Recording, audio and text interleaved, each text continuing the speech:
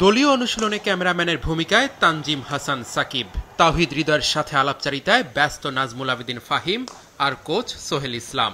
সেই ছবি নিচ্ছিলেন সাকিব। লঙ্কানদের সাথে টেস্ট সিরিজ খেলতে এই মুহূর্তে শ্রীলঙ্কায় আছে বাংলাদেশ দল। টেস্ট দলে যারা নেই তারাই ওয়ানডে আর টি-20 সিরিজের জন্য মিরপুরে অনুশীলনে ব্যস্ত সময় পার করছেন। শ্রীলঙ্কা রওনা হওয়ার আগে চট্টগ্রামে 23 ও 25 জুন প্রস্তুতি ম্যাচ খেলবে এই ক্রিকেটাররা।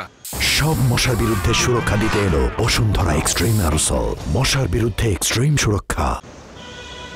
দেশের ক্রিকেটে ট্রানজিশন পিরিয়ড চলছে। এই সময়ই ওয়ানডে অধিনায়ক হিসেবে দায়িত্ব পেয়েছেন মেহেদী হাসান মিরাজ। শান্ত মিরাজদের ওপর ভরসা রাখতে বলছেন হাবিবুল বাশার সুমন। মডার্ন ডেজ ক্রিকেটে একজন ক্যাপ্টেনের পক্ষে 3টা ফরম্যাট করা ইটস ডিফিকাল্ট হয়ে যায়, মেন্টালি অনেক বেশি প্রেশার পড়ে যায়। So it's not bad actually যে 3 ফর্মে 3জন 3ভাবে ক্যাপ্টেন ক্যাপ্টেন্সি করলো, বাট এটা অনেকখানি ডিপেন্ড করে যে ওই 3 ক্যাপ্টেনকে সবাই কতখানি সাপোর্ট দিচ্ছে। আমার মনে হয় সবাই যদি সাপোর্ট দেয় এটা বরং কাজে দেয়, একজন ক্যাপ্টেন নিজেও চিন্তা করতে পারে। কারণ যেটা বললাম যে এখন যেহেতু ফর্ম্যাটটা খুব দ্রুত চেঞ্জ হয়, একটা ফর্ম্যাট আর একটা ফর্ম্যাটে আমরা খুব শিগগিরই চলে যাই।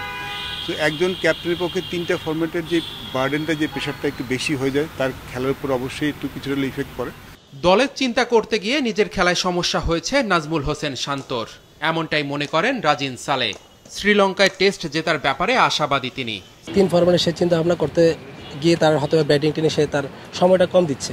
আমার মনে হয় যে শান্তর ওই জায়গাটায় সে প্রেশার নিয়ে নিয়েছে, হয়তোবা টিমের চিন্তা করতে গিয়ে হয়তোবা তার ক্রিকেট খেলাটা নিজের খেলাটা হচ্ছে না। ছেলেরা ক্যাপেবল। আমার মনে হয় যে ছেলেরা একটু প্রাণ খুলে খেলা উচিত। তারা যারা আছে তারা যদি একটু প্রাণ খুলে খেলে, তাদের সর্বোচ্চটা দেয়, আমি মনে করি যে টেস্ট সিরিজ তারা আসলে মানে অযৌক্তিক কিছু হবে না বা অসম্ভব কিছু হবে না। 17 জুন শ্রীলঙ্কার বিপক্ষে প্রথম টেস্ট খেলতে নামবে বাংলাদেশ।